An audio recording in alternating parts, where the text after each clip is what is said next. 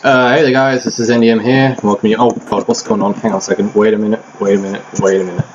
Oh, my cursor wasn't actually selected on the emulator because that's what you need to do in order to play the game. Right. So anyway, in the last episode we got very lucky by picking up the Titan's Mitt. Well, we picked up the Power Glove, the Titan's Mitt, and we got most of our bottles. There's only one more bottle in the game left to get. We've got 3 already, so. And 2 of them were in that room with the 6 chests. And this episode we'll be doing the 3rd dungeon. Technically the 2nd, if you want to count it as in the order we're doing it in. Alright, so let's hit this so we can reveal the key. Alright, get out of here, Moldorm. I ain't got time for you. Ain't nobody got time for you. Alright, can we use the arrows behind the blocks? I don't think you can you? Let's have a look and see. Yes, you can. Alright, saves us having to use bombs at least. Ooh, we've got the compass from there.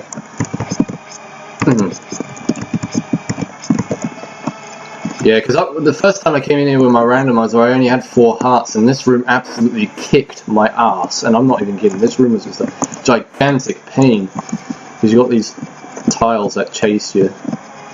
And you don't really have much room, really, to run around in as such. Well, we do now that we've hit the switch. So that will give us a little bit more room here to try and avoid these things. Because I'm not just going to stand here and friggin' try and slash them. Because 9 times out of 10 you always miss. And they take 1 health away from you. They take 1 full heart away. So it's kind of risky just standing there trying to slash them to death. See what we get. Oh, nothing from there? Really? Yeah, that's kind of bogus. Alright, get out of here, Moldorms. I'll be fighting your big daddy soon enough. A fight that I'm not particularly looking forward to, because it is the hardest boss in the light world.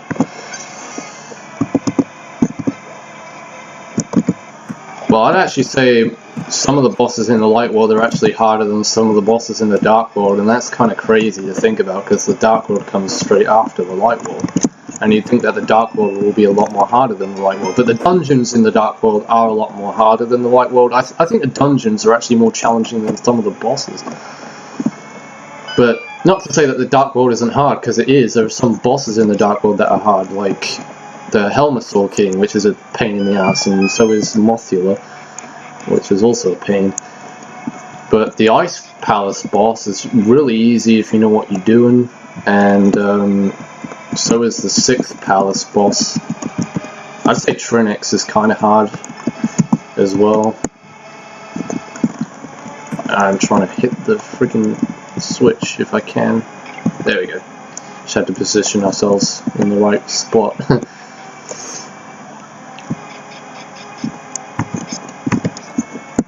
Alright. Yeah, because if we didn't have the lamp, we would be screwed. I think we got a big key from that room, didn't we? Where we had to... Yeah, we did. Get the big key from there.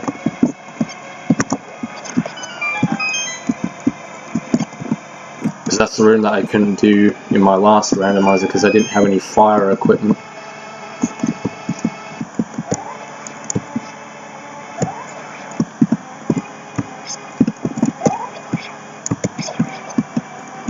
I need to go back in this room, I guess, and hit the switch. Which is what I should have done. No worries. Didn't take up too much of our time. It's not like I'm doing a speed run here or anything, because I've tried doing a speed run of this before and I did absolutely terrible.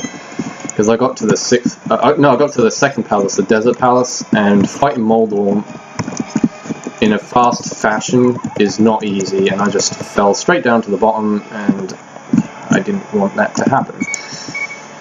Oh, I'm just hoping that the enemies don't spawn, otherwise we're going to have to kill those freaking shell things again. Thankfully we don't, because they didn't spawn. Yeah, those shell things give a lot of knockback. That's the only thing I hate about them. Is that when you slash them, they knock you back like 2 feet, and 2 feet is enough to screw you over, especially if you're near a hole or something. Alright, look, freaking keyboard adjustments.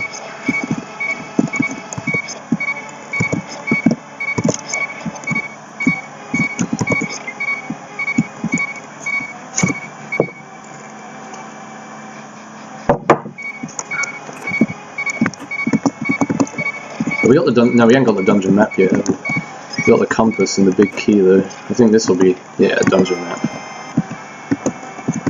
So I wonder what's going to be inside the big chest. Hopefully something useful. Ah, dude, I was being stupid there. I just walked straight into that thing. Oh boy. You guys could blame me for that. That was my fault. No worries, it shouldn't take us that long to get back to where we was anyway. If we don't die a second time, that is. Which I'm hoping we don't. Yeah, you get a red version of those shell things and they do even... They take even more damage to kill. You have to hit them about 50 times in order to kill those things. And I slashed it wrong again, it needs to be red. So you got to remember that. Red, red, all the way red.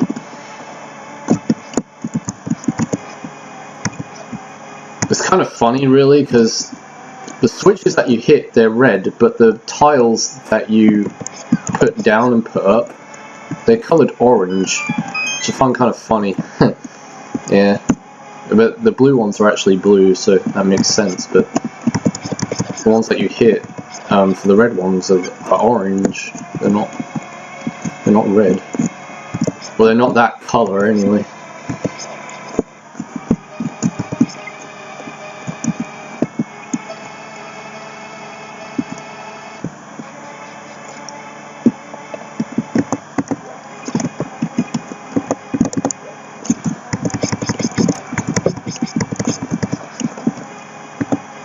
Yeah, we're doing a little bit better on this run, thankfully, through the dungeon and the game in general, because I guarantee you we can get the Book of Moldorm in the Dark World. I can guarantee you that, because we've got the Pegasus boost, we've got practically everything. We're set, pretty much, for... He just fell. Is this bombable? Oh no, it's not. I thought that was like a little hint they put in for the like an additional room, but nah. I was just being silly.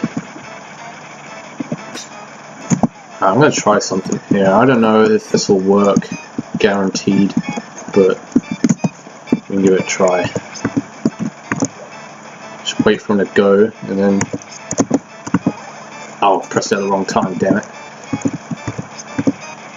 This does do damage against enemies, so I wouldn't surprise. Well, I don't know, it's a boss after all. Yeah, it's not doing anything, it's not doing any damage. I guess you can't use bombs and you can use arrows, I think, but you have to get it like perfect to hit it. Now I'm not going to stand here and try and be a perfectionist or anything like that, because I'm not a perfectionist, I'm far from a perfectionist. But this boss really does irritate me quite a bit, because you have to... The best way to kill this guy is by using spin attacks.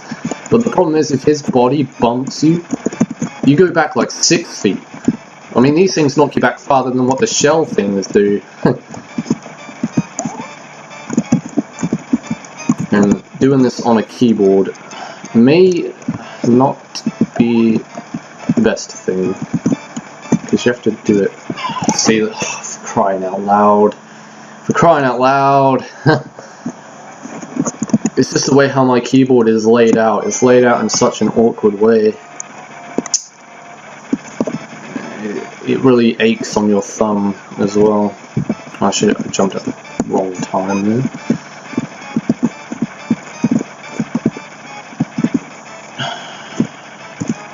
I think in my Let's Play I actually had to do this off screen because it frustrated me so much.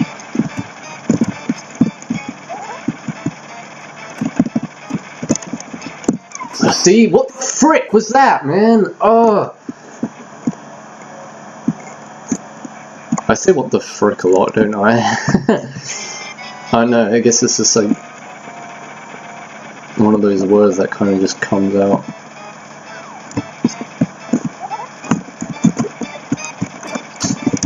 Great. Fantastic. Am I going to fall through a hole? No.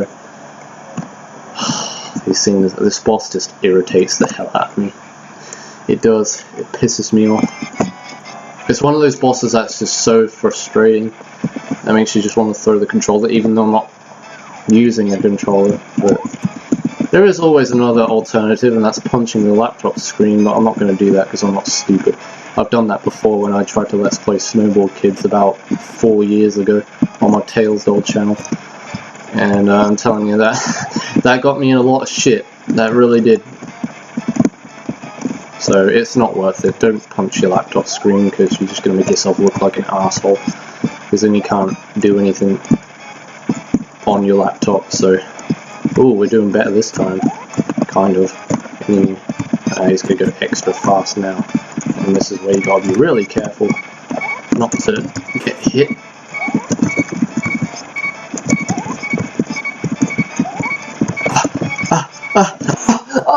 Oh, why? Oh, this boss is just so frustrating. If I had a fairy, I'd have had that. I'd have had that if I had a fairy.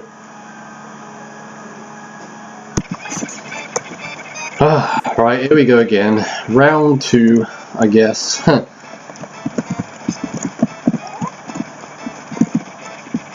Just gotta be really, really careful not to get hit by this thing. You just gotta keep your distance, that's all I can really say, but there's just not enough room to keep your distance on this platform. And the way how he moves is just so erratic and fast that you just you can't predict where he's gonna go, you just can't predict it.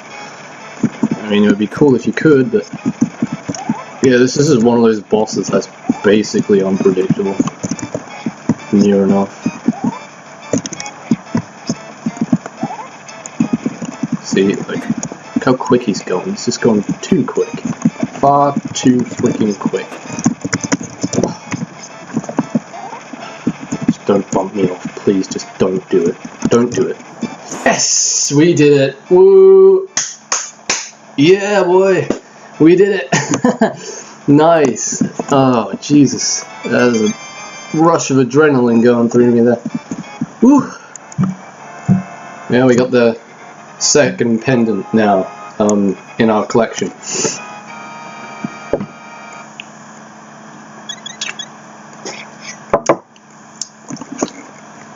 Alright, so with 2 pendants in hand, I think that's time to end off the video. So in the next episode of Let's Play Legend of Zelda: A Link to the Past Randomizer, we'll be doing some more stuff in the overworld. We will be going like to the Dark World and places. Also, actually, I know where we're going to go. We're going to go up Zora's River, and because there's some stuff up there we can do. And there's that guy underneath the bridge who we need to speak to as well, who might give us something. So that's basically most of what's going to happen in the next episode. It's just world exploration, trying to look for different things and stuff. So yeah. Anyway, guys, until then, this is NDM. Thanks for watching. Take care, everybody. See you in the next video, and goodbye.